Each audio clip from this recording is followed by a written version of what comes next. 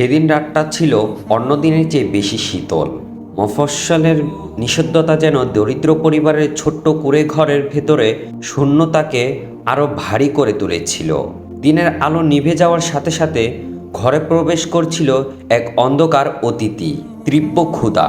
দীর্ঘ ক্লান্তিকর দিনের শেষে মজুরি খেটে ঘরে ফিরলেন আবু ইউসুফ। তিনি ছিলেন কঠোর পরিশ্রমী, কিন্তু তার চেয়েও বেশি ছিলেন ইমানে অবিচল। দরজার কাছে এসে তিনি অনুভব করলেন এক অদ্ভুত নীরবতা। সাধারণত এই সময় তার 3 সন্তান ইউসুফ, মারিয়াম ও ছোট আম্মার ছোটাছুটি করে বা তাদের মায়ের কাছে গল্প শুনতে শুনতে ঘুমিয়ে, কিন্তু আজ কোনো শব্দ নেই। ঘরে প্রবেশ করে তিনি দেখলেন ফাতেমা তার স্ত্রী নিভু নিভু চেরাগের আলোয় দরজার পাশে বসে আছেন। তার চোখে ক্লান্তি আর একরাশ হতাশা। শিশুরা মেঝেতে বিছানায় পুরনো চাদরের ওপর এলিয়ে আছে, গভীর ঘুমে আচ্ছন্ন। হাত মুখ ধুয়ে সেই ইউসুফ ফাতেমার কাছে বসলেন। ক্ষুধার্ত শিশুদের মুখ দেখেও তার প্রথম জিজ্ঞাসা হলো, ফাতেমা, ওরা কি এশার নামাজ পড়েছে? আজ কি আমাদের নামাজ জামাতে আদায় হয়েছে? ফাতেমার কণ্ঠস্বর যেন ভেঙে যাচ্ছিল। তিনি আঁচল দিয়ে মুখ মুছলেন। নামাজ? তিনি দীর্ঘ শ্বাস ফেললেন। বাড়িতে একটা দানাও নেই ইউসুফ। গত 2 দিন ধরে যা সামান্য ছিল সব শেষ। সন্ধ্যায় ওরা ঘুমিয়ে এমনভাবে কাঁদতে শুরু করছিল যে ওদের কান্না থামছিল না, বারবার খাবার চাইছিল। আমি ওদের শান্ত করতে পারিনি। ওদের ছোট শরীর আর সইতে পারছিল না। কাঁদতে কাঁদতে ক্লান্ত হয়ে ওরা ঘুমিয়ে পড়েছে, নামাজ পড়েনি। স্ত্রীর কথা শুনে আবু ইউসুফ স্থির হয়ে গেলেন। তিনি জানতেন তার স্ত্রী একজন স্নেহময়ী মা, কিন্তু এই মুহূর্তে তার সামনে ছিল ইমানের এক কঠিন পরীক্ষা। তিনি মৃদু অথচ ধীরকণ্ঠে বললেন, ওদের জাগিয়ে দাও ফাতেমা, ওরা যেন এখনই নামাজ পড়ে নেয়। ফাতেমা প্রতিবাদ করে উঠলেন। তার কণ্ঠস্বরে ছিল এক করুণ মিনতি। আপনি কি বলছেন? ওরা এখন ঘুমিয়ে, ক্ষুধায় ওদের শরীর নিস্তেজ।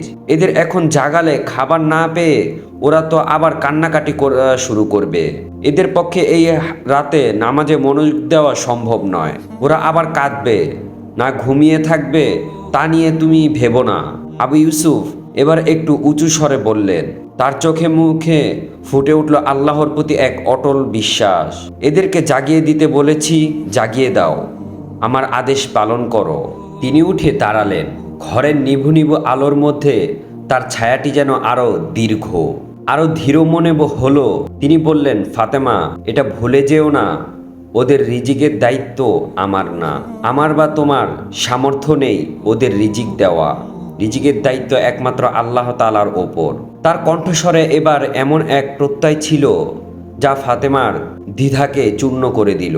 আবু ইউসুফ সুস্পষ্ট ও সুমধুর কণ্ঠে আল্লাহর কালাম তেলাওয়াত করলেন। তার অর্থ হলো, আর তোমার পরিবারবর্গকে নামাজের নির্দেশ দাও এবং তাতে অবিচল থাকো। আমরা তোমার কাছে রিজিক চাই না, আমরাই তোমাকে রিজিক দেই, আর সর্বোত্তম পরিণতি হলো তাকওয়া। আরেকটি অর্থ, তোমার পরিবারবর্গকে নামাজের আদেশ দাও এবং তার ওপর অবিচল থেকো। আমি তোমার কাছে যেন কোনো রিজিক চাই না, আমি তোমাকে রিজিক দান করি। শুভ পরিণাম তো শুধুমাত্র মুত্তাকিদের জন্য। সূরা তাহা আয়াত 132। আল্লাহর এই সুস্পষ্ট ওয়াদা শুনে ফাতেমার হৃদয়ে সব সংখ্যা দূর হয়ে গেল। তার মনে হলো এই আয়াতটি যেন সরাসরি তাদের উদ্দেশ্যেই নাজিল হয়েছে।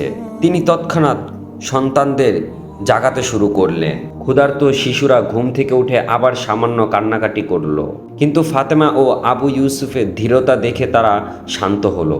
পরিবারের সবাই একসাথে অজু করলো এবং আল্লাহর সামনে নামাজে দাঁড়ালো। ক্ষুধা ও ক্লান্তি তাদের শরীরকে দুর্বল করেছিল, কিন্তু তাদের মন ছিল আল্লাহর দিকে নিবেদিত। আবু ইউসুফ ইমামতি করলেন। নামাজের প্রতিটি রুকু, প্রতিটি সেজদা ছিল যেন আল্লাহর প্রতি তাদের পূর্ণ নির্ভরতার বহিঃপ্রকাশ। তারা নীরবে বলছিল, হে আল্লাহ, তুমি বলেছ আমরা যেন নামাজে অবিচল থাকি, আর তুমি আমাদের রিজিক দেবে। আমরা তোমার হুকুম পালন করেছি, হে আমাদের প্রতিপালক। নামাজ শেষ হলো। সালাম ফিরানোর পর পরিবারের সদস্যরা যখন 2 হাত তুলে একান্তে আল্লাহর কাছে প্রার্থনা করছে, ঠিক সেই মুহূর্তে গভীর রাতে নিস্তব্ধতার বুকে দরজার বাহির থেকে ভেসে আসলো এক সুস্পষ্ট সালামের আওয়াজ, আসসালামু আলাইকুম, ভেতরে কি কেউ আছেন? আবু ইউসুফ ও ফাতেমা দ্রুত চোখ খুললেন। এই রাতে এমন জনবিরল এলাকায় কে এলো? আবু ইউসুফ দ্রুত দরজা খুললেন। সামনে একজন অপরিচিত মধ্যবয়সী লোক দাঁড়িয়ে আছে। তার পোশাক পরিচ্ছন্ন, চেহারা সম্ভ্রান্ত, আর তার কাঁধে একটি বিশাল ঝুড়ি, যা বিভিন্ন প্রকার সুস্বাদু এবং গরম খাবারে পরিপূর্ণ। ঝুড়ি থেকে ভেসে আসা খাবারের মিষ্টি গন্ধে ঘর ভরে গেল। লোকটি বললেন, দয়া করে এগুলো গ্রহণ করুন, এগুলো আপনার পরিবারের জন্য। আবু ইউসুফ হতবাক হয়ে গেলেন, কে আপনি ভাই, আর এত খাবার কেন? লোকটি, যার নাম কাসেম, তিনি এবার এক আশ্চর্য গল্প শোনালেন। তার চোখ মুখ তখন এক ঘোর লাগা অবস্থায়। তিনি বলতে লাগলেন, আমি শহর থেকে আসা একজন ব্যবসায়ী। আজ সন্ধ্যায় আমার বাড়িতে একজন অত্যন্ত গুরুত্বপূর্ণ নেতা মেহমান এসেছিলেন। তার জন্য আমি শহরের সেরা রাঁধুনি দিয়ে এইসব খাবার প্রস্তুত করেছিলাম। এলাহি আয়োজন ছিল। কাসেম দীর্ঘ শ্বাস ফেলে বললেন, কিন্তু খাবার পরিবেশনের পর আমরা যখন খেতে শুরু করলাম, ঠিক তার আগেই তুচ্ছ একটি বিষয় নিয়ে আমাদের মধ্যে প্রচণ্ড কথা কাটাকাটি হয়ে গেল। মেহমান এত রাগান্বিত হলেন যে এক মুহূর্ত আর সেখানে থাকেন না। এক ফোঁটা খাবারও না খেয়ে তিনি তৎক্ষণাৎ চলে গেলেন। তিনি মাথা নেড়ে বললেন, আমার মন সায় দিচ্ছিল না এই তাজা এত ভালো খাবারগুলো নষ্ট করতে। আমি ভাবলাম, এই রিজিক যার জন্য আল্লাহ নির্ধারণ করেছে তাকেই দিয়ে আসব। আমি আল্লাহর নামে শপথ করে ঝুড়ি কাঁধে নিলাম এবং বেরিয়ে পড়লাম। কাসেমের চোখে এক অদ্ভুত দীপ্তি। তিনি বললেন, বিশ্বাস করুন ভাই, আমি কোনো ঠিকানা জানতাম না, কোন দিকে যাব তাও ঠিক করিনি। শুধু হাঁটছিলাম আর মনে মনে ভাবছিলাম, হে আল্লাহ, তুমি আমাকে তোমার রিজিক প্রাপ্তের কাছে নিয়ে যাও। আমি বুঝতে পারছিলাম না, কে যেন আমাকে টেনে আনছিল। মনে হচ্ছিল একটি অদৃশ্য রশি আমাকে এই পথে চালিত করেছে। হাঁটতে হাঁটতে এক সময় আমি কোনো কারণ ছাড়াই আপনার দরজায় এসে দাঁড়ালাম। মনে হলো এটাই সেই জায়গা যেখানে আল্লাহর রিজিক পৌঁছানোর নির্দেশ ছিল। আবু ইউসুফ, ফাতেমা এবং তাদের সন্তানেরা তখন একে অপরের দিকে তাকিয়ে চোখের পানি ফেলছিল। তারা সুস্পষ্ট বুঝতে পারল এটা কোনো কাকতালীয় ঘটনা নয়, এটা ছিল সূরা তাহার সেই আয়াতের বাস্তবায়ন।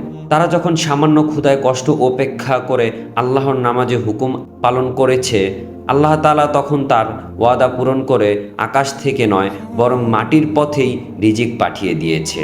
আবু ইউসুফ কৃতজ্ঞতার অশ্রু নিয়ে কাসেমের হাত ধরে বললেন, ভাই, আপনি এসেছেন আমাদের প্রতি আল্লাহর রহমত নিয়ে। আপনি শুধু খাবার আনেননি, আপনি আমাদের ঈমানের পরীক্ষা ও ফল হাতে হাতে তুলে দিয়েছেন। ক্ষুধার্ত পরিবারটি অবশেষে আল্লাহর দেওয়া সেই বরকতময় খাবার খেল। সেই রাতে তারা উপলব্ধি করল, এই পৃথিবীতে সমস্ত কিছুর ঊর্ধ্বে যদি কোনো বিষয়কে প্রাধান্য দিতে হয় তা হলো আল্লাহ। আল্লাহ তাআলার নির্দেশ ও তার ওপর পূর্ণ ভরসা। কারণ রিজিকের চাবি কোনো মানুষের হাতে নয়, বরং তা একমাত্র পরাক্রমশালী আল্লাহর হাতেই রক্ষিত। প্রিয় দর্শক, ভিডিওটি থেকে কি শিখতে পারলে তা কমেন্ট বক্সে জানাবেন এবং একটি লাইক দিবেন। আর এরকম ইসলামিক গল্প শুনতে আমাদের হিকমতের গল্প চ্যানেলটি সাবস্ক্রাইব করে রাখবেন। ধন্যবাদ। দেখা হবে পরবর্তী ভিডিওতে। আল্লাহ হাফেজ।